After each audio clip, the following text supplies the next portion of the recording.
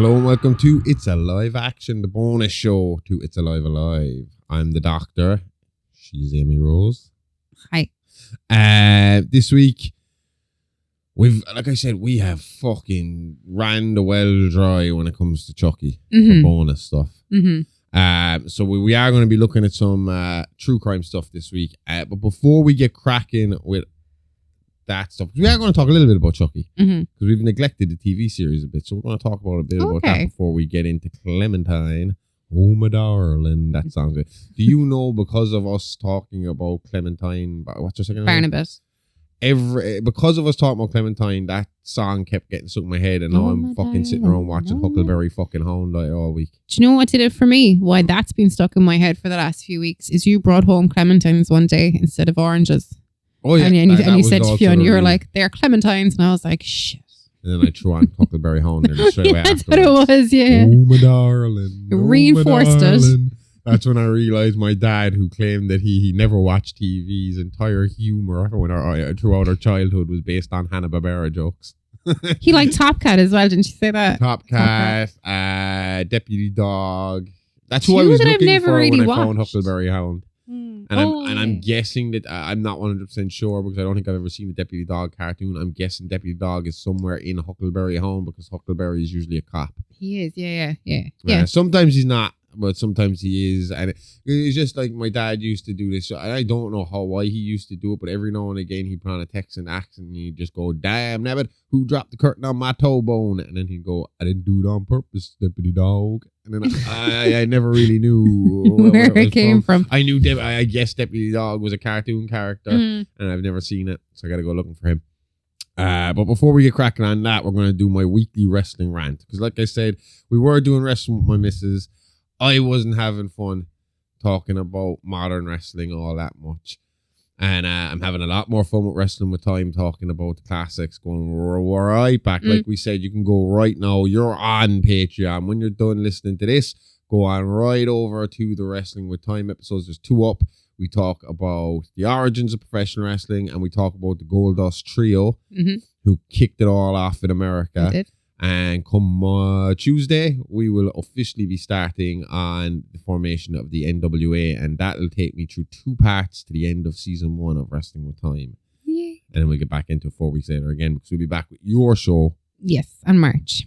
Playing with Bones straight after we finish with my Wrestling with Time. Straight in, is it? As in, I think so. I got to look at the schedule. Sometimes there'll be a week between them. Sometimes there won't, but I'm not 100% sure. I have to look at the schedule for that. So instead of me talking about modern wrestling at length, I like to take just one subject and kind of talk about that really, really quickly on this show, on the bonus show. Usually, and it's silly because I try and talk about wrestling positively. Yes, you do, in fairness, yeah. And I like to try and keep it positive because people pick the strangest things to bitch and moan about. Like AEW Grand Slam in Australia this weekend. AEW had trouble getting their usual. I think a wrestling ring, a professional wrestling ring for TV is usually 20 foot by 20 foot. Indie shows are 16 by 16. The ones I would have wrestled in would have been 16 foot by 16 foot. Okay? Yeah. They fucked up on organising getting their 20-foot ring over to Australia, which is understandable. You're trying to get a 20-foot by 20-foot ring. Did they fuck up on the logistics, or was it stopped by the Australians coming in? Because that can happen. Apparently, Bubba Ray Dudley and Tommy Dreamer on the Busted Open Radio podcast say that it's not as easy as everyone fucking thinks. The logistics of moving a ring. Getting a ring to a different country. And they said themselves that for the longest time, WWE used to just rent rings when they got there as well. That's just the common practice, until you kind of have that infrastructure set up that you would just rent the ring. Oh, what, you go to a wrestling promotion or somewhere that would have the ring? I have no idea. Okay. But which is, it's strange considering Japan is so close to Australia that they didn't just fucking borrow a ring from New Japan. I'm sure there's wrestling places in Australia that they could have. The ring, I mean, it was noticeably small because there was a lot of extra room between the barricade and where the ring was, and the fact that they also didn't have ring steps, so just a little step the steps they were using again would be indie steps or indie kind of stuff.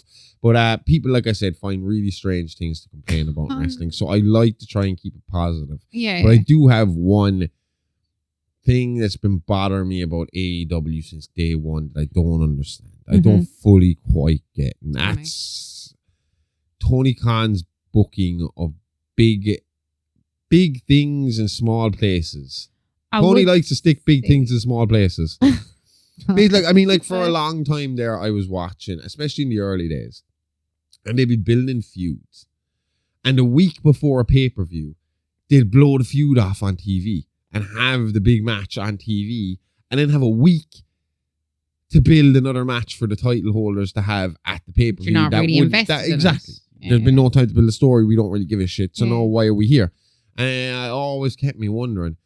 And this weekend particularly kind of got to me. And it was, why the fuck, when you fill out a building to that degree full of hot fans who are gagging for it. No, I say that, but they sounded very quiet, even when the Australian... But there was a lot there. There was a lot of people there when they're fucking Australian homegrown fucking... You think that they'd be freaking the fuck out. The roof should have went off the place. Now, I don't know, again, Stone Cold Steve Austin has talked about it many times about how, the acoustics of certain buildings make it sound like the crowd aren't cheering, but it's really fucking loud. Yeah. And sometimes he says you could be in the ring and it's very hard to judge what you're doing or how to progress with the match because you can't actually hear the audience because the sound is going up instead of towards you. So maybe that was the issue. But I don't understand why you would have this show with a capacity crowd and make it your normal Saturday night show. Because the Saturday night show doesn't do all that great to begin with, because it's Saturday night. Most people have, people unlike me who have social lives are out doing shit when Collision is on. So why would you make this a Collision show and not a pay-per-view? Did he know? Obviously, they knew how many tickets would have been sold, yeah? Oh, they definitely fucking knew because they had planned on doing a lot bigger. It kind of worked out for them this weekend, though, because I wouldn't want to have done a pay-per-view where I had stepbrothers. I would want my pay-per-view to look alright. Obviously, yeah. This weekend was fine, but I mean, I understand what you're saying. Is it a sign of that he's not confident in the show's ability to make it a pay-per-view? Not really, but that's what I'm saying, because you have so much that could be pay-per-view quality that ends up on TV. I mean, their version of War Games, Blood and Guts, that's not a pay-per-view. That's a television special once a year. Yeah. Do you know? So it's questionable. They have all these specials all over the year, like Fight for the Fallen or Winter is Coming or Maximum Carnage. And it's just fancy names to put on Dynamite and Collision to try and get you to watch. Well, I always thought that once a wrestling show had a fancy name like that, it was a pay-per-view. Well, which is what it should have been. And especially this weekend. You had a hot crowd. The card wasn't great. The matches were good, but on paper, match was that was a good match. No, that confused me as well at first. Why? Because when we were watching that match, I was like, "Why the fuck is this on first? This should be your main event. What are you doing?" Yeah. And then Moxley and the Death Riders come on. I was like, "Oh, wait 1 minute, you have this match. This should be the main event. What the fuck are they doing?" What was the main event? And I was like, "Is Buddy Matches going to be the main event of this fucking this show?" I mean, I like Buddy Matches, but I wouldn't put him as a main eventer. It was Tony Storm winning the belt. That made sense to have that on last. It does. But it just felt like if you're going over there to try and make an impact in an untapped market for you, that you go in all guns blazing. And instead, they had an Australian and a New Zealand person in each match. In each match? Every match had rather an Australian and a New Zealand person in each match. The first match was... What did I say the first match was? Will Ospreay, Kenny Omega. Versus... Japanese guy, I can't think of his name. Takeshita and Kai Fletcher. Oh, Kai Fletcher! From, Australia. I thought he was English. Got beaten.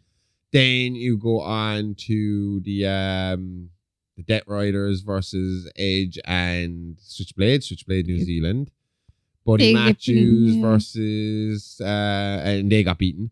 Buddy Matthews versus Okada. Buddy Matthews being the Australian, he gets beaten. Mercedes versus what's her name? I can't think of her name, but she gets beaten. And then finally you have Tony Storm, which was a given that she was going to beat Mariah May, especially in Australia. And especially with the build of the storyline. But again, it felt like something that should be finished off. I'll be honest, I didn't see that main event. But given what's happened like in the last week or two, that should have been a pay-per-view fucking match. Like, It was underwhelming. But there was a lot of, as in like... I think for the amount of blood they'd shown and the amount of viciousness they'd shown up until this point to have a regular match. Oh, well, yeah, I didn't see the match. I thought maybe blood would have improved that match, showing that they really, really fucking wanted to tear each other apart would have helped. It wasn't that I didn't like the match, it was fine. They're really getting into their quick finishes. You're not expecting it, like? Yeah, no big finishing move, just a quick roll up, we gotcha. You know, that kind of shit. Again, it's not a big complaint. I mean, it was a good show, but I mean, for me, if I have that audience, I'm going to make it a pay-per-view. You know, I'm going to try. I mean, that's what WWE are doing.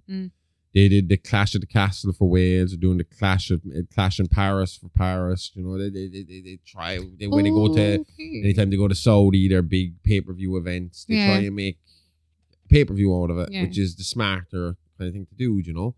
And if you were going to replace either of your shows, Collision probably wasn't the one to do it. Dynamite would have been the smarter idea because more people would be watching Dynamite, more people would be interested.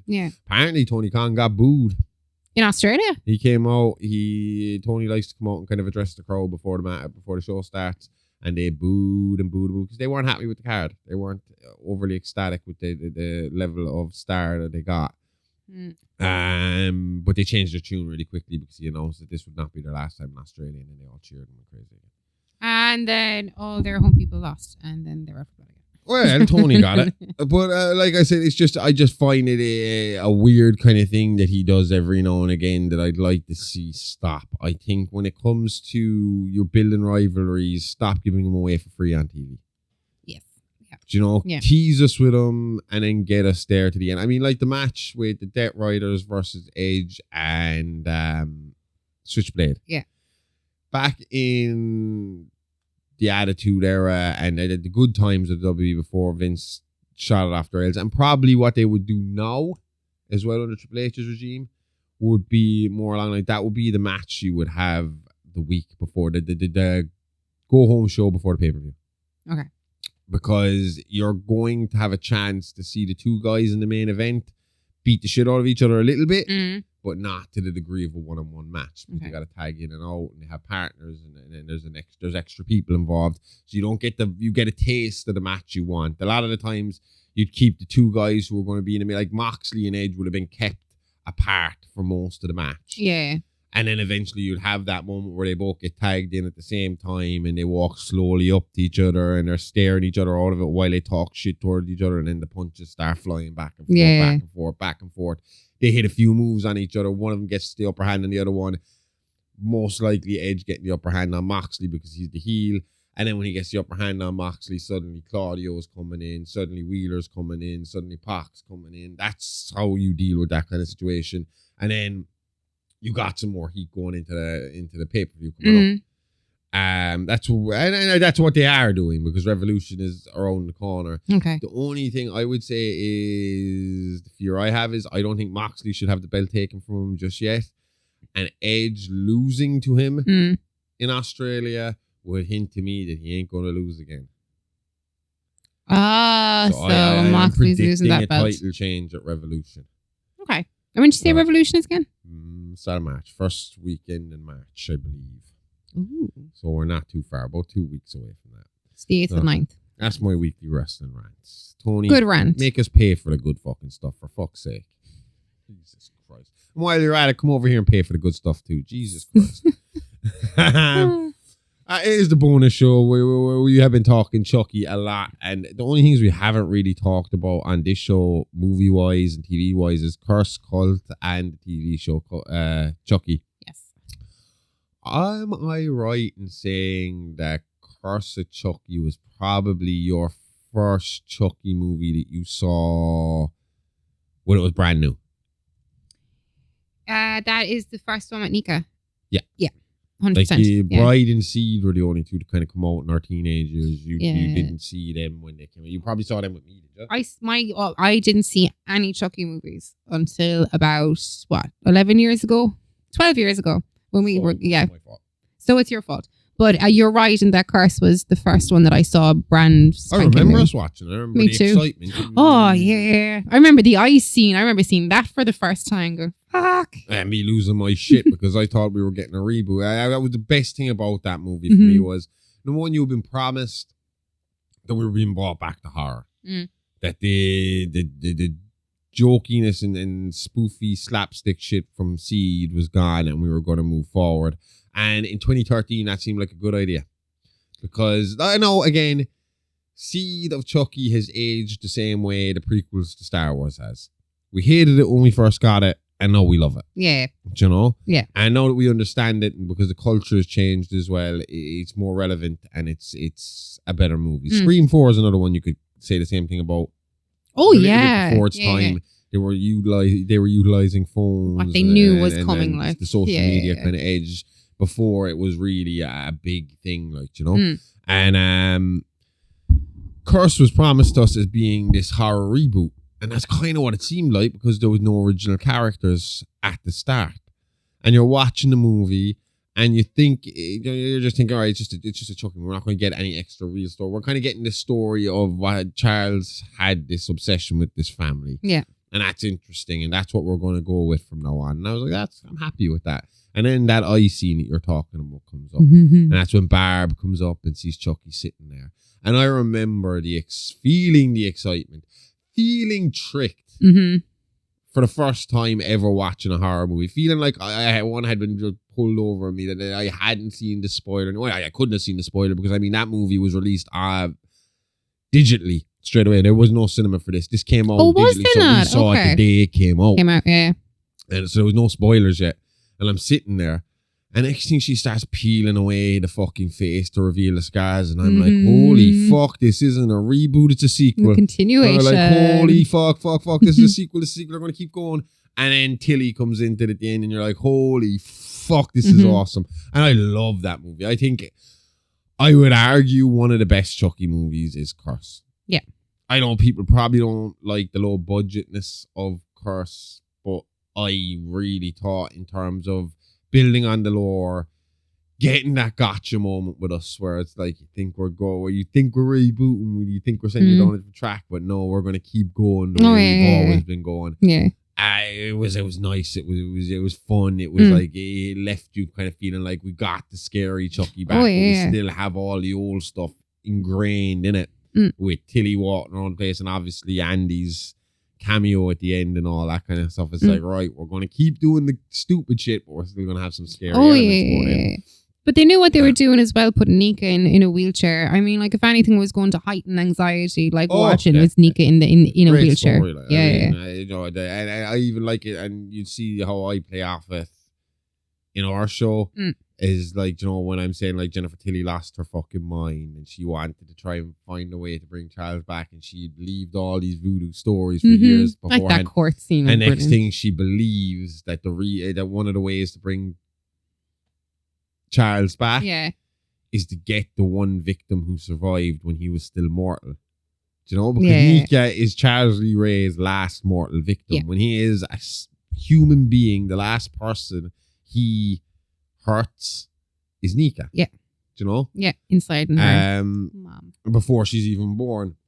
So, I mean, I think that element of the story is fucking amazing. I love the obsession. And then when you start thinking about the whole thing of Tiffany's at home and wants this, and he is pushing her away to take this ready-made family under his wing, and it's a side of the psychosis of Charles Lee Ray that you don't usually see. Of that he wants Charles a family. Comes across as a very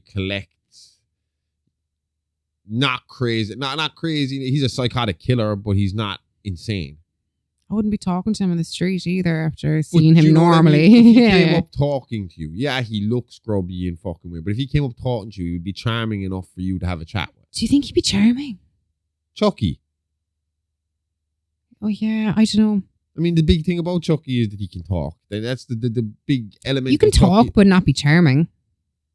When he's talking to the kids and he wants to win the kids over. Yeah, I suppose that side of him. But and when he really wants to get Tiffany on side.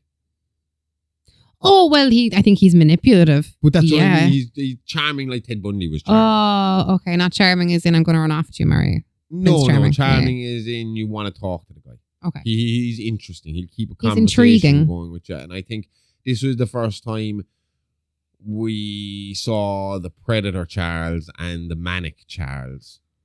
When he's like, you know, like what's going through his head when he has Sarah Pierce tied to a fucking bed in his voodoo fucking lair, and telling her how he's going to, like, you know, take care of her forever and all this. Like, I mean, what is he expecting to happen? What's he thinking the end result is going to be? And it's the first time you see him out of control in that way.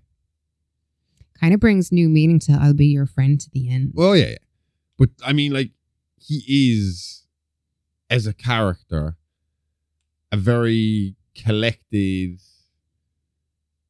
methodical kind of. He's well thought out. Yeah. In control of himself. Yeah. And then suddenly you're watching him and he is completely out of control. He's completely lost all sense of reality of what's actually achievable and what's not achievable and where he is at in life at that point, thinking that he could just knock off the husband and take over this family, and that Tilly or that Tiffany will just fuck off and he'll be able to stop his killing urges and become this family man for this family, like, you know, and this woman is just going to accept that, and that's just going to be cool and nobody's going to question it. You know, that showing how the gears of this psycho actually fucking works. Yeah. Because you don't see that in the other movies. He's, like I said, collected, calm, calculating, knows what he's doing. Yeah. Now, that might be easier to do as a fucking small plastic doll that people are not suspecting of doing anything. There's not many doors closed to him when he is a doll, like, so. Which he obviously fucking figures out for himself at the end of Seed of Chucky and continues on with. Yep. All the way up to the end of the TV show. Yep. I mean, that's the big moment in Seed of Chucky when he stands there and he's like, "Why the fuck would I want to be human? I'll get old, I'll die." Nobody suspects the doll. He's like, "I'm Chucky, the killer fucking doll, man." Do you know? Yep. It's like, what more would you want? It's awesome. What did you think of Cult of Chucky when you saw it? I know a lot of people didn't like it. I'm biased because it's Chucky and I'll just fall head over heels for all of it. I didn't like the fact that the special effects were so fucking cheap in it. Like, there's that cool scene where the woman is strapped to the bed and he breaks the glass over her head. Yeah. Again, they did it before in Bride of Chucky with the couple, and it just looks so fucking cheap. It does. And there's times where they CGI the puppet a bit too much, and Chucky starts to... Even in the TV series, there's just times where Chucky seems a bit CG'd rather than the puppet we're used to. And I understand, I've watched the documentary, there's a lot of work going into making that puppet walk around. Yeah. Don't know if there'd be... Would it be the same now? I'd assume they could remote control that shit now. I would wonder, could they even program it so as in, like, this is the scene, this is what he's going to do, and they're on like a programming. No, not even as in like, as in like he like an actual physical puppet, like, but as in like you press this button and it's programmed wireless to do. Yeah. Like you wouldn't even need a remote control. It's wireless as opposed to having 5 guys under the ground fucking walking along with 20 wires sticking out of Chucky's back. Yeah. I mean, watch it. It seems like the most complicated thing in the world to do. I mean, there is one guy, you have to be in sync with everyone on your team to make that puppet move, because one guy is controlling eyebrows, one guy is controlling cheeks, one guy is controlling hands, one guy, an expression alone on the doll's face might take 2 or 3 guys to do it. But that's, that is like, you know, I suppose it was a really kind of tried and tested method though, because the Gorgon, that was released in 1964, and obviously they used practical special effects then, but the Gorgon had Medusa, like she had I think it was 9 snakes on her head, but every one of those snakes had a string on it, and there was people off, individual puppeteer making so I mean, like, it's been... Tilly said that it was, Jennifer Tilly said that the one bad thing she said about working with in a Chucky movie is, as an actor, is if you're like, you know, like actors, obviously they do a scene, they'd be like, I'm not quite happy with that scene, I'd like to do it again. The director's answer is usually, well, the doll got a fucking A1 and we ain't doing it again with the dolls. So if Chucky gets it right, you ain't getting a second shot at it yourself, so you better get it right too. I just wouldn't go watch it at the premiere. I go to the premiere, I'd just be like, I'm not watching Dorff it. I know this. Huh? Brad Dourif doesn't watch him. He's never seen any Chucky movies. I'd be a bit iffy. Well, not a bit iffy about. I think I'd be a bit iffy about watching any movie. I think I'd read the feedback, but I can't watch myself. He doesn't like watching himself. And I'm the opposite. I like watching myself do those things. You know, I thought I'd be the same, but I could sit here and watch myself doing wrestling promos all day, and it gives me an adrenaline boost. If I watch myself do, which makes me happy with my promos, it's like, well, if years down the line I can watch this and it gets me hyped up to get in the ring, that's a good promo. And then I watch the matches, and I'm like, I can watch the matches. Some of them, the only time I find it hard to watch my matches is like I'd watch them. I know because we were so green and so new to it. Yeah. The portions of the match will look good and portions of it will look bad. And I know because I was up against other trainees a lot of the times, there's big sections that aren't great. Yeah. Well, I always take pride in that. That if you watch me in the ring and just solely focusing on what I'm doing it right. Yeah. I got my shit together. I knew what I was doing. I had potential to keep going. Whereas the people I was in the ring at times with... Sometimes they look like flopping fishes. There's no other way to say it. Well, like, again, I had a big advantage over a lot of them. One advantage was I went to the gym and they didn't. You fucking lazy pricks. Oh, I didn't mean like flopping fishes as in regards to that. I just mean, everybody. Yeah. Do you know, I stood at 6'1", whereas the rest of them were like 6'1" without my boots on. Probably 6'2", 6'3" by the time I put my boots on, because all wrestling boots have huge soles that try and make it bigger. And I'm up against guys who are 5'7", 5'8", maybe. There was the one. I remember one guy you were up against that looked like a gust of wind could have fucking taken him. And that was the problem. They were rather overweight, or they were skinny, or they were regular size. Whereas me and Roach were in the gym fucking 5 days a week, pumping fucking iron, running on a treadmill, you know, trying to make ourselves look as good as possible. And the fact that I towered over everybody just made me look better. Yeah. So I kind of had that advantage going in there. But how the fuck did I get onto that? I don't know. We were talking about the practical effects. And then we went... I was talking about the adrenaline of it. This keeps happening to me. We talk about stuff and I go off on a side note and then I can't remember where I fucking... It's usually wrestling. Where I was? Yep. 1 second. Okay, I paused. I went back. We were talking about actors not wanting to watch themselves in their movies. And that you shows. would. You see, I'm different to you. I can watch it, but I will torture myself for the next week by picking apart every word that came out of my mouth if I was to sit down and watch a movie. I could be critical about that sometimes. Like I said, when I'm watching the matches, I'm critical. I was always happy with my promos. I could just shoot out a promo. You did good promos, and I wasn't too bothered about that. And I knew I had the kind of mannerisms and I knew I had my character down. So I was okay with that. I just like cringe when I watch stuff I didn't want to do in the ring that I was forced to do in the ring, and then see it happening and fuck up and think to myself, fuck not your me. And you know, it was like, if I had been a little bit more experienced, I could have fixed this problem on the spot. But I mean, we give you one example. Remember? No, I won't. I won't get into that. It'll take too long. I'll only start bitching about people, and you can bitch to me later. We cancelled the wrestling show for a classic wrestling show, so let's just leave that where it is. Yeah, I felt like Cult of Chucky. The story, again, I enjoyed, but I started to get a bit confused as to why he suddenly could split himself into multiple dolls, which I don't think has still been completely explained to us. I wonder, is it like a Harry Potter Horcrux? But that is kind of the way it was explained to us, that he was splitting his soul into these things. By killing people? But they all seem very... That can't be right. There's no way. They all have their own personalities. Yeah. They don't seem to have a hive mind or anything like that. Surely, though, he hasn't killed enough people to make that many other Chucky dolls. Because at the end of one season, the house is full of them. I mean, the house is absolutely fucking full of other Chucky dolls. Chucky the doll kills 53 people across his 7-movie franchise. Yeah. He added 20 people and 1 cat in Chucky season 1, 8 in Chucky season 2, not counting doll and doll killings. That's it. That's the one. It must be season 2. Season 2 has the one with the truckloads. Oh, yeah. But General Chucky's trying to get everything rolling for whatever they General Chucky. That's my point. They all have different personalities. Buff Chucky, good cute Chucky. Buff Chucky's bad fucking General ass. Chucky. He put the fist through. General Chucky was bad fucking ass. No, who did the one with the fist through your man's tummy? Buff Chucky was a big dum-dum. General Chucky was walking around there making plans with his big shaved head and stuff. And I'm happy they made a General Chucky because I get to dress up as him as Halloween sometimes. No. Because I have the ball. Does he have the beard? No. You're going to have to shave for a day. No. I can get you a ball cap for your chin. Can you? No, I can't. I guess if you got a flesh colored, right? A flesh colored face mask, ear to ear, bang. And I'll make you one. Then all I need to do is stick some fake ears onto my Thor's necklace here, my hammer necklace, and I'll be Buff Chucky or General Chucky. Nice.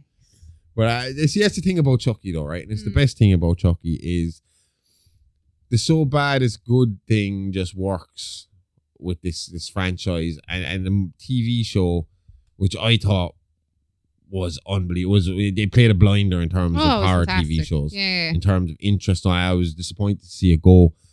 I was happy that they got to finish the TV show the way they did, even though it's a big old cliffhanger.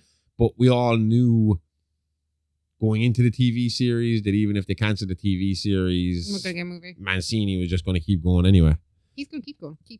He ain't going to stop, So, I mean, it wasn't a worry. When I saw it was cancelled, I was like, all right, it just means now instead of 8 episodes a year, 8 hours of Chucky a year, I'm going to get maybe 2 or 3 hours every 2 years. That sucks a little bit, but look, it's better than nothing. It mightn't be fleshed out as much, but I mean, I'm still curious to see what happens to Devin Evans, and that's what a stupid fucking Devin Evans. And the rest. Loosey Goosey. No. Devin Evans is the one that just keeps popping the head. His name is fucking ridiculously Norwegian for a guy from America. Yeah? Yeah, it's like, hang on, I'll get it up here. It's Devin Evans Borgen Vin Arnarsson. Björgvin Arnason. Hell. Definitely some Norwegian in that kid. Well, yeah, I'm looking forward to see what happens to Devin Evans, Jake Wheeler, and Lexi Cross. There is a real person called Devin Evans. That's an actor. Yeah? Actor? Yeah. But again, it will show you the thing. Do you know what I think happens in these Chucky movies and TV shows? And I truly believe this. I believe Don Mancini goes into these projects with no ideas. Huge ideas. No, I think real extravagant ideas of what he wants to do. He has to be talked down a tiny bit. No, I think he pisses away most of his budget in the first fucking half of what he's doing. And by the time he gets to the second half, he's like, uh-oh. Do you remember when the White House was on fire? I was just and going I looked to say, to you, and I was like, I could do that with an app to this room right now. That, you see, that's because they had a chandelier and all drop at the start of that season. I mean, big production value. Even when you see the 3 main characters at the end as what I can only describe as Woody dolls from Toy Story. Do you remember when they're dancing? They're like marionettes. They look like fucking. In my head, they just look like fucking. At least Jake, I think, was dressed as a cowboy, was he, or something? So yeah. That looks so cheap. And I think that hurts the franchise sometimes, that the budget just doesn't stretch to do what he wants to do, and he still does it anyway. But you see, maybe if they got an actual actor for the dolls in some parts, they could save on the budget that way. What do you mean? Do you know, when Chucky's around, like they did in the first movie, Do you know who was? Do they still do that? Do you know who was the stand-in run-around Chucky in Child's Play 1? First Child's Play. Child's Play 1. Well, it couldn't. When you thought there was a little person running around the place, in a Chucky suit for shots, which they did do. Do you know who was wearing the Chucky suit? I need to just ask you a few questions here. Is it a child? Number one, you should know because you watched the documentary. I know. I'm trying to took notes while we were doing it. I know. Was it a child? Yes. Okay. Well, it wasn't Don Mancini's kid. No. I know. No. Childless. Childless. I know. No the other guy, Tom Holland's kid. No. Seventh Heaven woman's kid. No. Do we know them? I'm just going to stop now and put you out of your, your misery. It was Andy Barclay's real life sister. Oh, I did hear that. I do remember that. Who was on set and they were like, she's about See, the right size. I was going down the road of, I was like, Peter Dinklage is too tall. What's the name? Peter fucking Dinklage back then. Was he even acting back then? But that's the other thing that was in my head. Warwick Davis probably would be about the right size, but I would have heard if he was Chucky. Yeah, and I don't know, they used the leprechaun as Chucky as well. Well, really, I mean, they only got its legs. So I did Chucky's no, legs. You see the back of him the whole time. But no face, so it doesn't really matter if it was the leprechaun. Well, they can't show the face or give it away that he just fucking is not the doll. So why would it matter if it was the leprechaun under there? I don't know. I just don't think they would have done it. Was the leprechaun out at that stage? 1988, leprechaun. But yeah, it was Alex Vincent's little sister. Actually, she credited for it. Hang on one second. Let me have a quick look here. That's only top cast. Get in. Are you looking up Leprechaun for me? I am. Does she get a little credit here? She does not. That's when not you nice. type in Alex Vincent's sister, all you get is his sister from another mister, which would be his stepsister from Child's Play 2. Oh, Kyle. Kyle, yeah, he's mad about Kyle. So when you type in his sister into Google, that's all you get. So Leprechaun came out in 1993? First one? No, that couldn't be right. Oh, no, it has to be right. I mean, Jennifer Aniston, 1993. That has to be right, yeah. Oh, thinking about what she was wearing, that's definitely 90s style. That's 1993. And she is smoking hot in that movie. I'm sitting right here.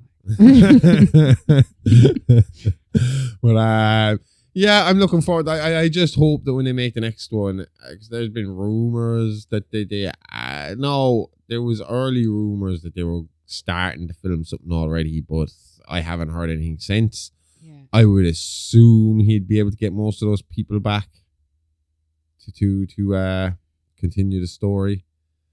I mean, like Lexi's sister is obviously a huge part of the story that's required. Yeah, as she is the one driving the car for the two micro dolls. Jennifer Tilly's still come back. Jennifer Tilly's dead in Oh, Jennifer Tilly's dead in a fuck. We literally covered it. We literally just covered this week. Yes. Hit by a big old truck. Dead. Gone. Just after she became Jennifer Tilly again. Huh? I'm sure she'll be back. They'll find some way. Well, I don't know. It's the first time they haven't brought Brad short of a ghost. They haven't brought Brad Dourif's fucking physical form they back. Still brought him back as a ghost, so I'm saying they'll find some way. Flashbacks, that's about it. Maybe she's done with it. Maybe she's like, I'm hanging up by... Well, no, she's still going to be the voice of fucking... Yeah, but I mean, like, maybe she just doesn't want to be on screen anymore, like, no? Did she not just start working on that Real Housewives show that you watch? That's the Real Housewives, though. That is literally on That's not really constantly. fucking work, That's is it? That's a camera following you around everywhere. But it's not as sitting down and learning lines and stuff like that. It's not really work. You're kind of going around your day and you're... it's so unscripted. You come off it? Are you serious? Yeah, 100% fact, Josh. Fuck me. Everything 100%. In that show is scripted. Do you know what? We're not going to get to Clementine this week. Are we not? No, we've been talking for like 40 minutes about this.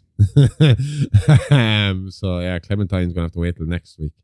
Because it's a long story. Do you know what we'll do is, what we were also planning to do is, we did Mini Monsters this week, which was the Axe Murders of New Orleans. We did. And originally when we were doing 4 Mini Monsters a week, I told you what I wanted to do as an extra show was have you read the Mini Monster story again and let me interrupt you, because I said I listened to Mini Monsters, and when I listened to it, I'm constant, and even when we're recording it, I'm constantly want to jump in with questions and comments. So I want to do that this time. That's what we're going to do today. We're going to have a look at the Axeman of New Orleans, solely because New Orleans is such a big place for voodoo and would be, obviously voodoo being a big part of the Child's Play franchise. I think it's fun to jump in and have a look at those kind of things. Now, voodoo has nothing to do with the Axeman in New Orleans. Voodoo has a lot to do with Clementine Barnabet, and we will talk about her next week. Will we talk about her next week?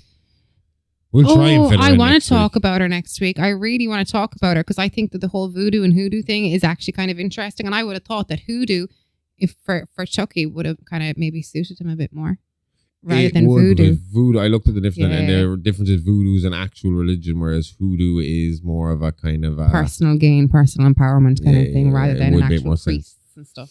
But yeah, it is what it is. We'll talk. Oh yeah, we'll talk about Clementine next week a bit. Do you know?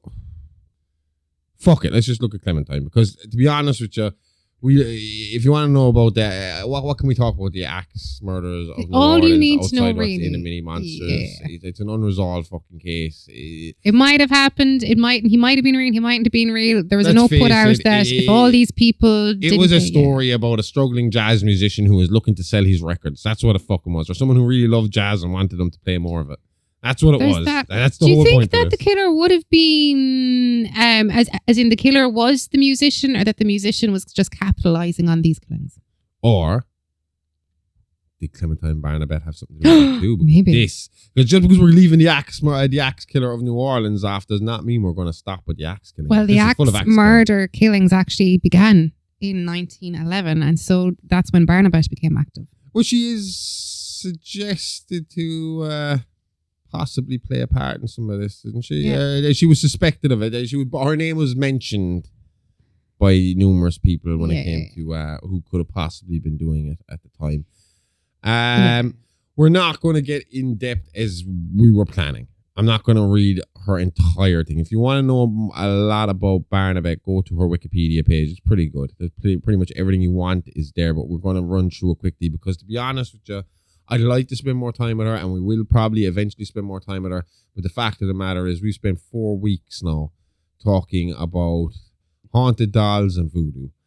And if we leave this drag on to next week again, it's going to get in the way of What we have lined up next week. Yeah. Basically. Which is a good week. It's good, yeah. And because the story we're doing on the main show next week is a 1-part story, we're not going to be doing a 2-part or 3-parter on this one.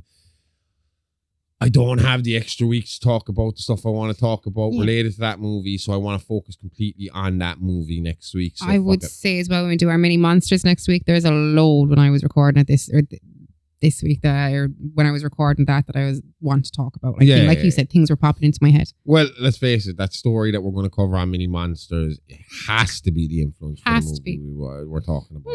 Half and half. I think maybe half. Maybe a if few she's to decades be beforehand. believed, maybe, but I don't know. Okay. Do you know what I mean? I mean, obviously, Bonnie and Clyde play a big part as well in the whole fucking process of that movie, but I would say this guy will be a big part. Mm-hmm. I mean, if you look at their story... I don't believe her. And read the script I read. Yeah. Dangerously close to not after they got caught, before they got caught. It's dangerously close to the same kind of rampage that was going on in that movie. Yeah. So Clementine Barnabet was a suspected serial killer, not an actual confirmed serial killer. She was suspected. Born in, they reckon, 1894, and can't tell you when she died because this girl just went fucking missing after prison. Walked that out, and they say that's one of the reasons why they suspect that even authorities didn't believe she had as much to do with it. They didn't keep an eye on her? Because they left her go. Yeah. You don't, generally murderers don't get released.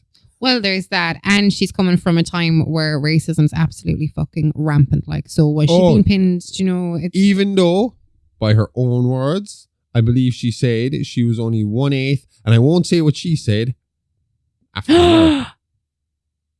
Only 1/8 African American. Now, is that well? I suppose when you look at her picture, I don't know. Yeah, I don't know. This is one of those cases where it's so old and there's so little to go on and so many theories. And again, like you said, it's muddied by the fact that there is stereotypes, racial stereotypes, religious stereotypes, sexual stereotypes, hysteria around the events, sensationalization of the whole thing. It sounds more like a cult thing than a single serial killer.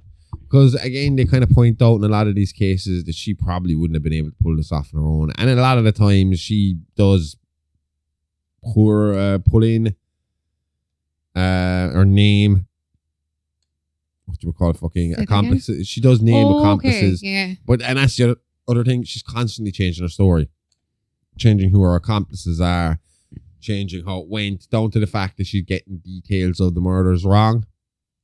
Oh, come here. That's a dead giveaway. Yeah, but she could have just been batshit crazy. There could have been that. Well, I mean, like when you look at it, between 1911 and 1912, there was at least 12 African American families along the Southern Pacific Railroad in Louisiana and Texas that were murdered in their homes with axe fractures to the skulls, basically. Louisiana, like, so she could have this cult could have very easily been behind the New Orleans thing. Exactly. But it would be confusing as to why they were sending. No, unless the letter about the whole jazz thing with the axe murder, the New Orleans axe murder was a copycat or a fake or someone just trying to fucking build up. That's publicity. that's why it's in my head that the musician that letter came from a jazz musician, but that jazz musician was going on the kind of like the rumors and all that had built up behind the Axeman, and the fact that it was an opportunity for him. Yeah. You know, and again, I don't think he was an actual. I don't think he was him alone, or that he did any of those. I think that note came from a musician, not a killer. You're talking about a time of like severe Chinese whispers. Is Chinese whispers an okay thing to say? No, are you allowed to say that these days? That's not racist, right? Maybe just say Asian. As long as you don't call it Oriental. No, don't. Yeah. Like they don't have the internet. They don't have news coming out. No, as far as I know, their newspapers used to come out like a couple of times a day. It's the truth. Back in like old times, like newspapers just come out like multiple times a day. Like, is that why you have the Evening Echo but the Morning Herald? Yeah.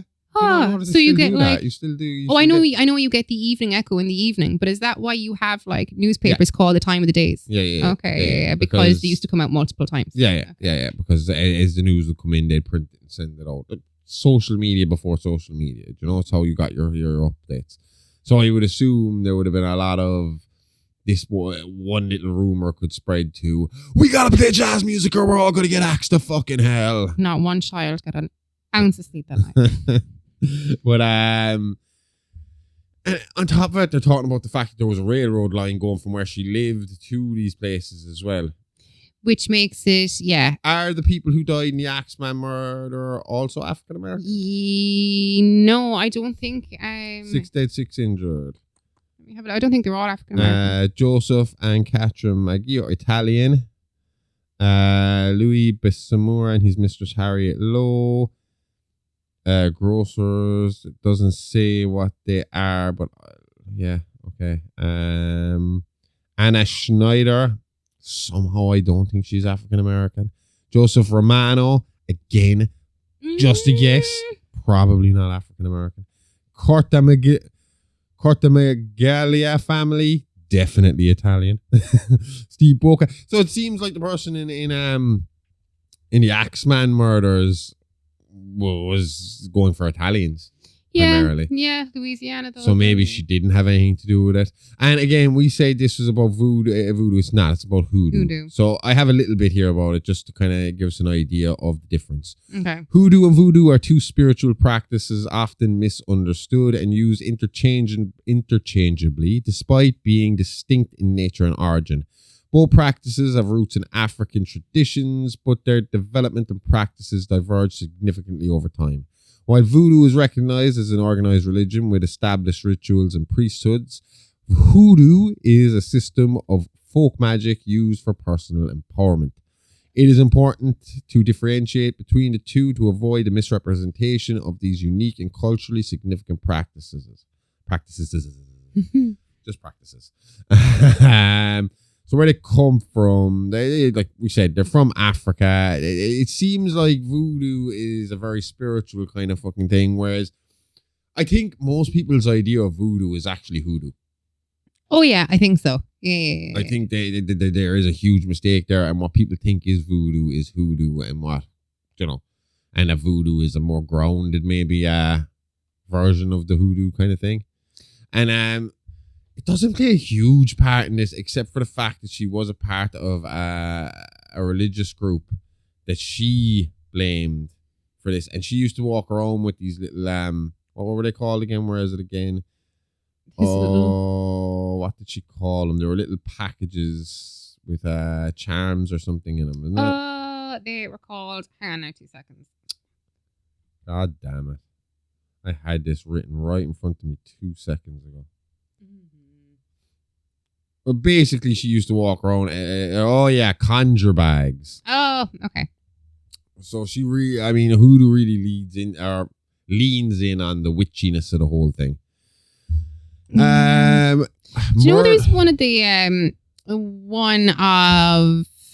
times that she was investigated and there was clothes found. You know, there was a family that had been killed. They're all families mostly. Yeah, but a family had been killed after they had this guy Raymond. Can't think of his second name, and they had him and they had him locked up, and they thought that they had this guy that was doing the axe murders. But then while he's in jail, another family die, and she's only living down the road from them. So cops come anyway, and they search her room. They find underwear, a dress, and an apron with blood on them. Mm. And they take it to a doctor. Doctor says it's brain matter, blah, blah, blah. My problem is, why is the blood on the underwear? What was sanitary towels, all that, back I then? I find it interesting that this far back they were talking about forensics. It would be forensics in the way that, you'd have fingerprints, but forensics as in the way like Dexter would with his blood splatter analysis, kind of more about angles and geometry rather than was this doctor not able to match the brain matter to the victim? No, he alleged that the sample contained brain matter.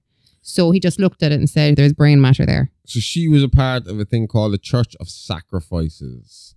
And they were known for human sacrifices, apparently, according to her. See, this is what caught me off guard, because I thought she was Christian or something when I saw the Church of, because you kind of see Church of something and you usually think official kind of religious belief. From what we can tell here, it's primarily her family that are involved in this, yeah? Her dad is accused of the first murders, which is the murder of the Andrus family. Yes. On February 24th, 1911, the Andrus family were murdered in their home in Lafayette.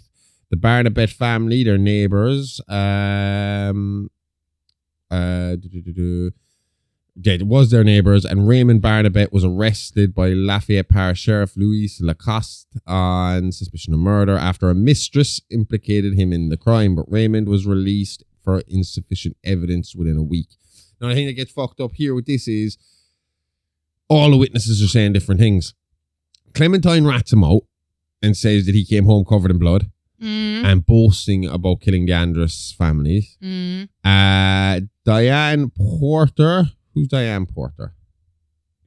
Diane Porter. Oh, her mother contradicted her children's testimony, because her brother as well, Farron, also said the same thing. Said that he came home covered in blood. His wife said that the children were lying, that she didn't see any blood. Diane Porter. See blood or hear her boyfriend confess. Was she not married? Were they not married? Let me have a look. Her parents were Diane Porter and Raymond Barnabet, who were not married. Okay. She was a living girlfriend. That's weird for the time too, isn't it? A living girlfriend? Yeah. Yeah. With kids and all that. Fuck me. She probably helped out around the house. Probably Sadly, really his helpful. family are a fucking controversial lot, I'll tell you that much. Two other witnesses, neighbours Adele Stevens and her mother, also denied seeing Raymond covered in blood that night. He was convicted of Andrus's murders on October 19, receiving the capital punishment of hanging. Raymond didn't react directly to the verdict, but loudly muttered the words "goodbye" and "mo fotu." I'm done for, is what it means in Louisiana Creole. Creole. Yeah. It's French, isn't it? Yeah, it's Barnabet, which she be Creole herself. So yeah. Raymond's attorney successfully filed for an appeal, reasoning that their client could not make a defense plea on account of being drunk from a bottle of wine he smuggled into his jail pending the trial. So next time you're in trouble and you're going to court, just go in their rat arse. They have to leave you off. Will they find you in contempt now, I wonder? I don't know, but I love that worked. Randall, then there was the Randall family murder. This is the one, on November 27th, 1911, while Raymond was imprisoned, as you said, Norbert and Asmea Arundel of Lafayette were murdered with their 4 children in a manner similar to the previous slayings. Barnabet lived a few blocks away as a live-in housekeeper for the Guidry family and was familiar with the Randalls, as she and Asmea Randall were deaconesses at the same congregation. And now that might get confusing to you because you might think, well, what's Clementine doing being a deaconess when she's a hoodooist? No. Did you not know this? You are allowed in voodoo, and I assume hoodoo, to also be a practicing Christian. Go away. Is there any reason in particular? No, they're allowed mixed. They're all cool. They're fine with that. You can be on any religion and practice voodoo.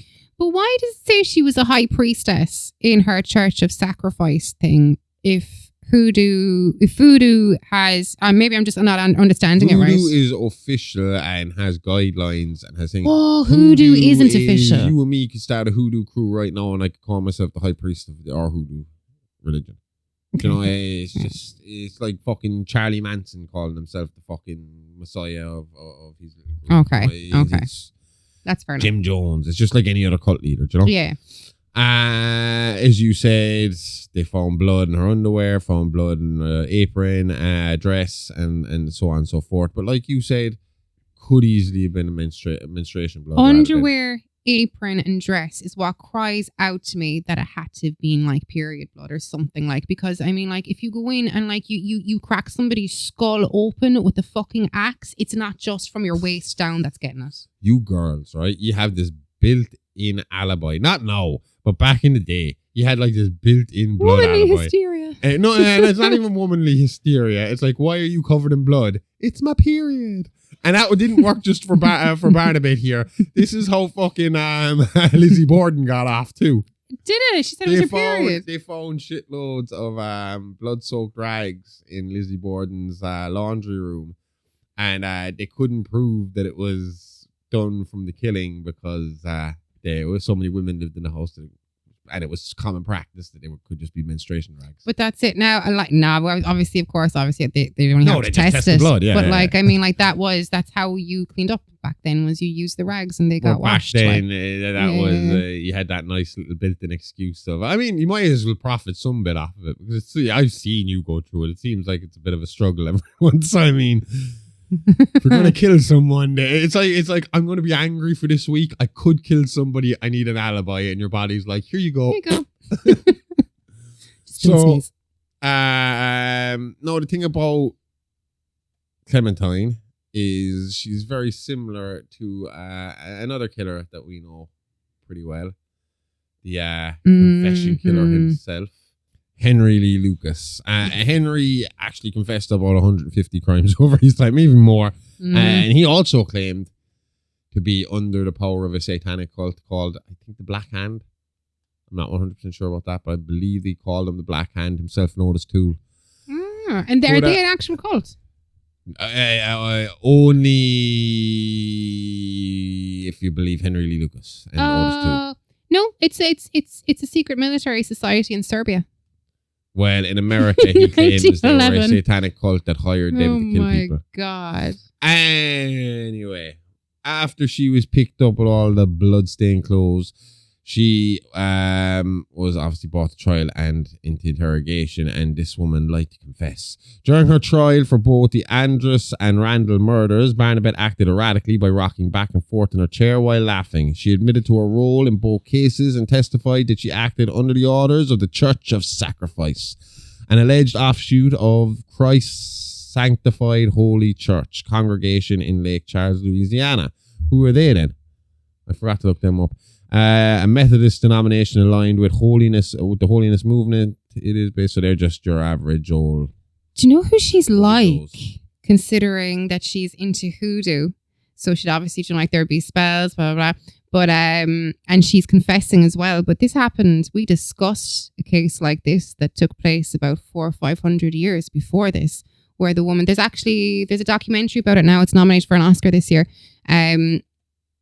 She was accused of being a witch, and she was like, yeah, I did this, I did that, did this, slept with the devil. Oh yeah. What's her name again? Is it Samson? I think it was Samson. Was her second name? She was they showed She her Good in Omens. Yeah, showed her in Good Omens. Yeah. Where they bring her out and she admits to everything, even though she didn't actually do anything. But there's Agnes Nutter. So there's Nutter. actually... How did I fucking forget Nutter? Jesus Christ. There is a documentary called Witches at the moment, and it's nominated, as far as I know, for an Oscar this year for Best Documentary. But it's made by a woman who suffered postpartum depression, really, really bad. But she equates it with the witch and like showing how this could have been an issue back then. But I wonder if Clementine had kids. If you know, like she's really young. Oh, is she? She's like, she was in jail, imprisoned for the murders by the time she was like 18, 19. Still old enough to have kids back then. Yeah, I suppose so, but I haven't seen any mention of them. Yeah. So she at the time claimed to have committed 10 murders because the families had refused to obey the message from God. Thank fuck you. Oh no, we'd be in trouble. And was acting alongside an unspecified number of accomplices. She also claimed to have murdered a woman and her child in rain while visiting her sister Pauline. Now, this is the funniest part of this story for me, right? This woman is called Clementine. Her brother is Farah, also nicknamed Zephyr. There could be two of them. There could be Zephyrin, or he could be just Farron with a nickname. There was also Tatey, and then Pauline.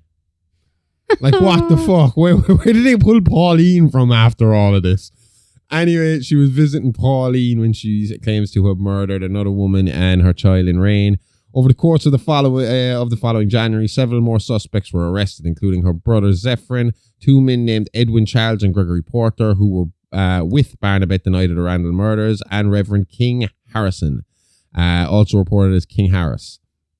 He led the original church branch in Lake Charles. By the end of January 1912, the murders of 26 black Louisiana residents were attributed to the church's sacrifice as ritualistic human sacrifices without evidence. While Clementine and Zephyrin were both held in custody, the axe murders of families continued. Barnabet briefly recanted her confession after the hearing. She then went away and confessed. So that was in January. By April, she was confessing again. Barnabet confessed to involvement in 35 murders this time, not 10, claiming to have committed 17 of them with her own hands, later revising the number to 20. She also claimed to have caressed the bodies of the victims by cradling their heads in her chest, even though only one of the corpses moved post-mortem. The interrogations were led by Acadia Parish Sheriff Luis Fontenath. God, I struggle with American surnames sometimes. Chief Detective Peck and Deputy Saul Broussard. Barnabet further claimed that she acquired conjure bags, a good luck charm found in Hoodoo, that would grant them supernatural powers and make them undetectable to the authorities. I wonder, is this the shit that fucking what's his name? That what's his name? Adolfo Costanzo was feeding his lot as well, because people who believe in voodoo or hoodoo or whatever it is seem to think that they're invisible to police. Mm-hmm. This spurred Barnabet into committing her first murder in Rain, Louisiana in 1910 to test whether or not the claim of magical protection was true. She variously claimed to have received them from the church's sacrifice or to have bought them from a hoodoo doctor in New Iberia, and that she got them alongside 4 friends, her alleged future accomplices. The more I read it, the more it just seems like she was a part of a cult. It seems like she could have been a member of Adolfo Costanzo's crew. Yeah, that's what it screamed to me, all right, the first time that I read it, that she was like a forerunner to Costanzo, yeah. Yeah, except maybe not as guilty. Oh no, she's just batshit crazy. Do you know what's mad? I'm trying to search for here. I have the 1930s US Census records here. And even when I type in Barnabet, it's not bringing up anything for Barnabets living in the US. And now maybe it's kind of like under and like another way of spelling it. I heard the name. I thought it was a regular enough name. So did I, but I'm just about to check the 1920 census here, just out of curiosity, because it says that the 1920 census is the last record of her, but the 1930s has come out since. Well, I would assume she changed her name as soon as she got out of prison. Here she is in 1920 on the census. Oh, well, hang on. That's actually in this. I was going to get to that. The only one time she was marked in the census was when she was in prison. So not even before that. No. She never took part in any census up until she was in prison when they obviously, it was a forced fucking thing. Like shit. So she's not on any census. I meant to say that, sorry. Anyway, Barnabet's second confession contained lurid details, but was not consistent with crime scene records. Barnabet would nearly always claim to have entered through the front door when there were cases where the back window had been used for entry. In describing the murder of the Randall family, Barnabet claimed to have shot Norbert Randall somewhere in the breast or body with a gun from her brother when he was actually shot in the forehead. Her confessions were described in contemporary reports as very self-contradictory and would frequently change in details, whether due to her own revision or misreporting by newspapers. So that's the other side of this then as well. Is why is she saying all this shit, or was the newspapers just pumping it out for fucking There's money? that, yeah. So was she actually guilty of a few crimes and they were putting out this stuff, or was it just a case of they had a suspect so they made stuff up about this woman that very little was known about her, but she lived in a community that might be seen as voodoo followers or hoodoo followers? It was an easy pin, and the fact that, like, do you know that the Randall family, was it the Randall family? She was working down the road from them, like, do you know what I mean? Like, everything fell into the cops' hands, like the Andersons family. And on top of that, then she is a poor black woman in 1912 with parents living in sin. Exactly. So she is a very, very, very easy target. Yeah, absolutely. Anyway, after remaining vague about the previously mentioned co-participants in the murders, Barnabet claimed a minimum of 4 alleged accomplices, 2 men, 2 women, but would only give the names of the other women, Mary and Irene. Lies! Oh, yeah. Mary the Voodoo Queen. The Irene, the high priestess. One of the women arrested as Irene, Valina Marbury, was positively identified by Barnabet but let go for having an alibi for the murders. Barnabet also first claimed only 5 people were part of the Church of Sacrifice, increasing the number to alleged followers to 105 before her first trial. During her second confession, Barnabet stated that she had been the sole perpetrator of the confessed murders, but still talked about having killed with others. Initially, she still implicated her father in the Andersons murders, as well as 2 murders in Crowley and Rain, but later protested his innocence. It was also reported that Barnabet had been the one to distribute the conjure bags to her accomplices rather than received the charms alongside them. She would also claim to have committed the Broussard family murder, despite the killings occurring during a time when she was verifiably in jail, and falsely claimed to have helped prepare the murders of Anders's family for their funeral. Prepare the murdered Anders family for the funeral. So she's if you believe what was being said about her at the time, she's a big old liar.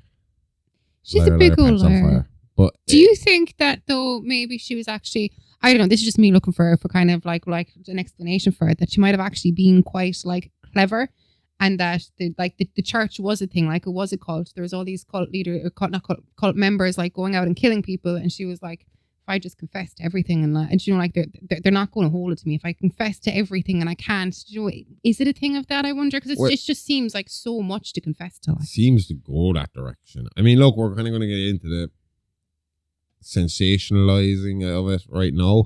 Yeah. Media also began to invent details about the case, such as referring to Barnabet as the high priestess or even leader of the Church of Sacrifice, which became categorized as a cult openly founded on voodooism, using voodoo and hoodoo interchangeably and reporting on the case as a display of, and I quote, Negro barbarity and religious superstition in the South. The Church of Sacrifice was connected without evidence to the Council of God Church in New Orleans, infamous at the time for the 1907 killing of a white police officer. Newspapers invented descriptions of mysticism surrounding the number 5, falsely claiming that the families of 5 were being targeted. Buckets of blood were collected and that specific rituals were performed with the dead bodies, with details changing from account to account.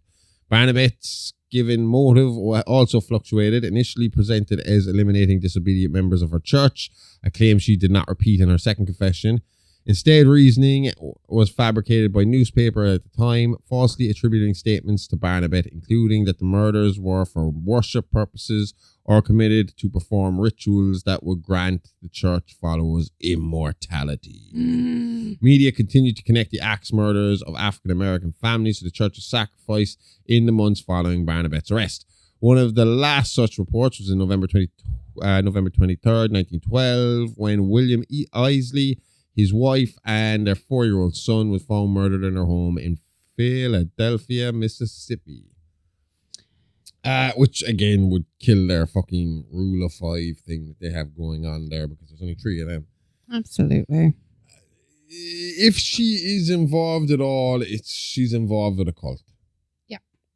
Yeah. Because even down to the immortality thing, the being disguised from police thing, again, it's everything we went through when we talked about Adolfo Costanzo and Paolo Mayambe and all that kind of stuff. So I would believe that maybe as a young girl, if her family was involved with a cult, she'd probably be involved as well. Yeah. And you'd have to imagine that if she's seeing all this stuff, she's probably not of the sanest mind by the time she is arrested. And if she's trying to protect family members and cult family members, she's going to start telling different stories. And then depending on how that family member is treating her while she's in prison, like, you know, coming to visit, talking shit, telling her to do this, that, and the other, she might start unimplicating them when she's in good favor with them. I don't think Clementine Barnabet was a very good person, regardless. Yeah, I'm not sticking up for her in the She's fact that she was involved in some way. 100%. I think that she was good at lying. I think, as in covering her tracks. I think that all this is a way of covering not only her tracks, of other people's tracks as well. And if you think about it, she could have fucked off and taken her mom's name after it. Her mom and her dad weren't married. And in the 1930 census, I have a Clementine Porter here, living in Florida, born about 1894, which would line her up perfectly at 36. But I'll have a look more into it. The literally last word on her Wikipedia page is, after Barnabet's release, no knowledge exists of her whereabouts. But we'll get to that, because this is where it kind of proves to me more than anything that that even the authorities knew she had a much smaller part to play in all these killings than she was leading on. Yeah. So Barnabet's trial began on October 21st, 1912. A team of court-hired physicians declared Barnabet sane, stating that she was morally depraved, unusually ignorant, and of a low grade of mentality, but not deficient in such a manner as to constitute her imbecile or idiot. I can't believe imbecile and idiot used to be a fucking medical term. Yeah, completely. Imbecile and spastic were completely 100% legal medical terms. So again, here's another big fucking sign, like, that she's not. And I know you can't really go on intelligence when it comes to serial killers, because a lot of them are low IQ. I mean, the Green River Killer was supposed to be a big old dummy. Gary Ridgway. I mean, the only thing he was supposed. There was only 2 things Gary Ridgway was good at. 3 things actually Gary Ridgway was good at. No, God. He sucked at being a fucking Christian. He was killing people. But he was good at going to church. He was good at, apparently, an extremely good carpenter. Not carpenter. He used to work in a factory. That's how they call him. Like a panel beater kind of. Yeah, in the end, they were able to find like flakes of paint on one of the bodies, and they were able to link it back to that factory and eventually him. But he was good at that. He was good at killing. He was good at painting vans. And he was apparently good at getting women to marry him. I don't understand that one. I really don't, because I've seen it. He stopped killing when he was with his 3rd wife, and she actually takes pride in that. She's like, I gave him enough love that I was able to stop him killing. How would my fucking arse be taking pride in it? I'd still be completely. She divorced the shit out of him. I know, but I'd still be thinking in my own head, I have been hoodwinked into marrying a fucking serial killer. Whatever about the fact that I got him to stop, that would make my skin fucking. What would make you feel better? Would you feel better about realizing a guy like Gary Ridgway hoodwinked you, or a guy like BTK who had kept it so well hidden for so long? Do you think you'd feel equally as stupid living with someone that long, not clicking what they were up to? Because I can't would imagine. feel what? I don't think I'd feel worse either way. I'd still feel pretty fucking shit either way. Different people have different relationships, and like, because I mean, like you and me are practically in each other's pockets most of the fucking time. Oh yeah.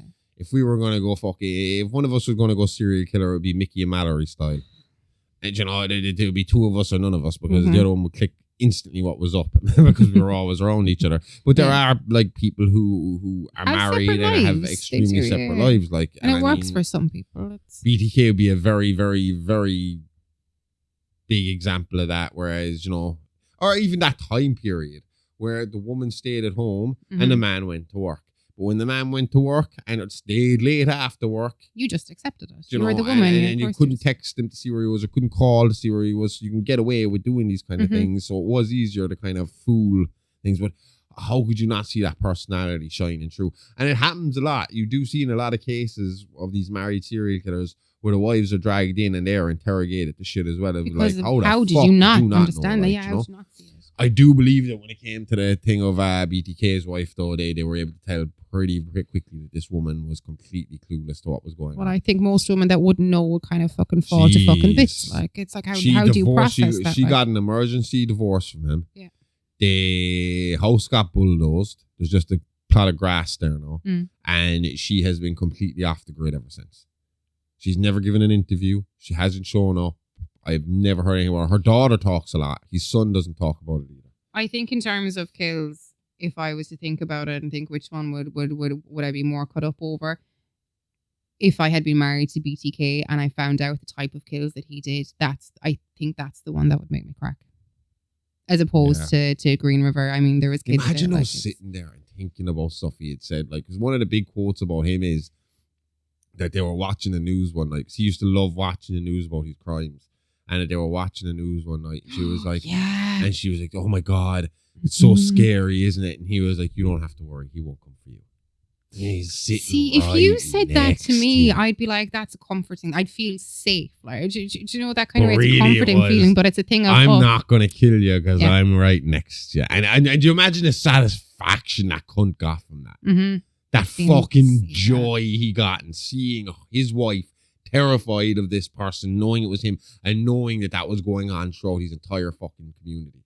And people were watching this and they were afraid of him. And that's all he fucking wanted. It was for people to be afraid of him. It pisses me off about him more than anything. Not so much so about the double life thing. It's the fact that he got everything he wants. Like, people think he got caught, and I stick by it. He retired. He knew he wanted to retire. He knew he wanted the infamy of being BTK. What's the point? Fucking stupid. He is so egotistical. How could he have been BTK and not let anybody know he was BTK? I think that's what eventually happened. Yeah. Do you think he was afraid of taking it to the grave? Obviously, like. Well, that's exactly how it went down. So it was an anniversary article came out about the killings. And they were like, well, maybe he's dead, maybe he's in jail, all we know is he's not here anymore. And he went, nope, I'm still here. But maybe, see, I'm in two minds about it. Was he really that kind of like not up on IT, not to realize, of course, they could fucking, like. I'll be honest. No, I do agree with you. I I just don't understand how you can't. At that time, this is 2004, wasn't it? I wouldn't have known that. I wouldn't have thought enough to think that they could scan a floppy disk to figure out where it had last been used. Do you know? Yeah. I think. So I wouldn't have even thought of the idea of having an account on a computer at that stage, do you know? You didn't even have an account on a computer in 2004. Did you have an email address? 2004. What age was I in 2004? I'm terrible with this. Like you were 16, 17. No. Oh, I didn't even. I had a Bebo account. I wouldn't have had like a Google account. You must have had an email address to have a Bebo account. Yahoo account. Yeah. That's the same. Yahoo and Bebo. Yeah, that's all I would have had. MSN. I had MSN as well. No, I never got into MSN. Anyway, back to Barnabet. So Barnabet's trial began on October 21, 1912. A team, we did all that. Imbecile idiot, we get it. She's a dope. Her attorney, John L. Kennedy, nothing to JFK, called his client's confessions unreliable and a result of her abusive childhood, while also questioning the reliability of forensic methods used to match the blood of the Andrus family to that found on Barnabet's clothes days later. On October 25th, Barnabet was convicted of the murder of Azama Randall and sentenced to life in Louisiana State Penitentiary. On July 31st, 1913, she escaped jail for a few hours, but was caught. During her imprisonment, Barnabet was noted as a model inmate and worked on an on-site sugarcane field starting in 1918. That's 1918, they were racist. Yeah. Barnabet was listed in the 1920 census, the only time she appeared in surviving government documents as age 25. Was she 25 in the one you found? She was 36 in the one I found, around 36 in the one I found, which is the 1930s, which is 10 years later. They say that Clementine Barnabet was born around 1894. Her mum's name was Diane Porter. The Clementine Porter that I have found in 1930, 10 years later, I'm not saying it's definitely her. I've got to do more research, but she was born in 1894 and she's 36 in 1930. So she could have taken her mom's name. She's here. She's living with a man. She's not married. And they have a daughter. That's as much as I have so far. No, here's where things kind of really show that they did not believe she was killing all these people. On October 28, 1923, Barnabet was released from prison after an unspecified surgical operation was believed to have cured her. Not a lobotomy, though, because they didn't have lobotomies at that stage. No, I'm trying to find out what it could have been. James and James argued that I don't know who James and James are. If authorities had actually believed that she was behind these terrible murders, it is unlikely that she would have been released after a few years in jail. She was turned loose so soon because the authorities didn't believe her story either. After Barnabet's release, no knowledge exists of her whereabouts. There is one other thing, if people want to try and follow this story a little further. I don't have time to get into it right now, but modern assessment is that modern analysts have tended to doubt Barnabet's involvement in the murders. In their 2017 book, The Man from the Train, authors Bill James and Rachel McCarthy James, that's who James and James are, argue that some, but not all, of the murders were part of a larger series of killings perpetrated by an itinerant worker named Paul Muller, with others committed by copycats. Other than the fact that she had purchased conjure bags from a specific person, they write nothing that Clementine said about the murders can be confirmed by any other party or has a ring of truth about it. A great deal of what she said is demonstrably false. The only thing about it is I find the copycat thing a bit of a fucking cop-out. I would follow more along the lines of this is just a special needs girl in a very shit family who ended up in a very shit cult that her family was attached to. She was special needs, do you think? Well, if they're calling her a fucking imbecile, and that's their technical terms for special needs back then. You know, they're saying she had a very low IQ. She wasn't an intelligent woman. I'd wonder. Sorry, they said she was just off imbecile, wasn't it? Just off imbecile. So, I mean, I would say this woman was probably told what to say, was probably present at murders. They probably were cult murders. And I think she was their patsy. Could have been. I mean, like if you are worried then that she might say, oh, I didn't do it, like, you know, like out somebody, psychosurgery would be a very good way of making them forget it. What psychosurgery? So, like, I know they said it wasn't lobotomy, but lobotomy is a type of psychosurgery. So psychosurgery is when they remove part of your brain or disconnect part of your brain to make you a better person. But they could have also done a thing called insulin coma therapy, where they just basically heap insulin into her body. And it's basically supposed to be like shock therapy. But these were all methods that were used in the early 1900s. And these are just ways to kind of dumb you down. Yeah. Yeah, I mean, like, you should see JFK's sister before and after her. She had her lobotomy. Yeah. I would assume that, well, it's only in my head that could shut somebody up to the extent of if somebody was worried about, you know, like their cult being blown cover. Yeah. That kind of surgery is the best way to make somebody forget or to shut up or not to be able to talk about it, like. Yeah. And funny enough, sorry, I was just kind of looking at this book, The Man from the Train by Bill James and Rachel McCarthy James. And it looked like an interesting book. I'd look into it a bit more. They were researching the Visalia Axe murders, in which a family of 6 and 2 house guests were slaughtered in Visalia, Iowa. But they believe that this man could also be the New Orleans axe murderer. Okay. And the perpetrator of the murder is attributed to Clementine Barnabet. I wonder why axe murders are so popular in America. Were there? Or was this one guy or one cult just running around fucking doing all of it? Is he bored? And well, what they say is the reason for it is nearly every house, because you needed to chop firewood and stuff like that. Nearly every house would have an axe lying against the shed door. We cover last week, and it was the thing that he had. Was it last week that there was an axe? There was an axe everywhere. It was the axe murders. It was the axe murders. Yeah, it was. Sorry, that was the point. There was because of the time it was. You had to cut wood. There was an axe in everyone's garden. It was a handy, quick tool to grab. It's the same reason why knives are so fucking readily. Knife crime is such a big deal. Because if you get into a fight with someone in the house, it's the sharpest, best weapon you could get your hand on. Like, you know. Yeah. So yeah, I mean, that's Clementine Barnabet. I stick by my side of this. I think she was just unlucky lady born into a shit family who was involved with a shit cult. I don't know. I think I'd like to do a tiny bit more research on her. Yeah, I'd like to look more into this other guy as well, see what his story is. Oh, the Axeman. Not just the Axeman, this guy that they reckon could have done it all. Yeah. This super axe murderer.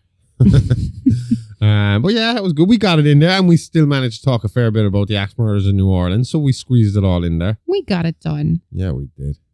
That's pretty much it for this week's bonus material. We will be back next week. We have more on the Horrorverse right now. You can check out, like I said earlier, you can check out Wrestling with Time, 2 episodes up, another one coming on Tuesday.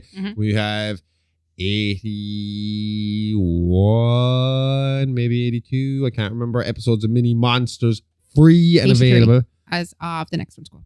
And they're free to everybody. You just got to come on over to Patreon and you can listen to it. We also have stuff free for a free subscription tier where you get some free stuff as well. And we release some free stuff there every now and again. 7-day free trial. We can't stop giving shit away for free. We're like those guys in those American ads, Crazy Dave, giving everything away for free. My price is so low, I must be crazy. So you get a 7-day free trial, and then it is $5 a month. And that $5 a month gets you all our classic Real Monsters, where we did basically what you heard today. We do it covering 4 different stories. We have, like I said, Mini Monsters. We got Playing with Bones up there. The first season is there. We're halfway through the first season of Wrestling with Time, with new episodes coming every Tuesday. We got video versions of the main part of It's Alive podcast that go up a day or 2 after they go up on Spotify, because it takes me a bit of time to edit everything together. And that's it. We got the Horrorverse headlines coming out everywhere. They come out on Patreon. It comes out on Spotify. It comes out on Apple, Google, YouTube. You name it, we're on it. Yes. And same with It's a Live podcast. We'll be back next week with more tales from the Horrorverse. See y'all next time. Same Live time. Same Horrorverse channel. Bye-bye. Bye-bye.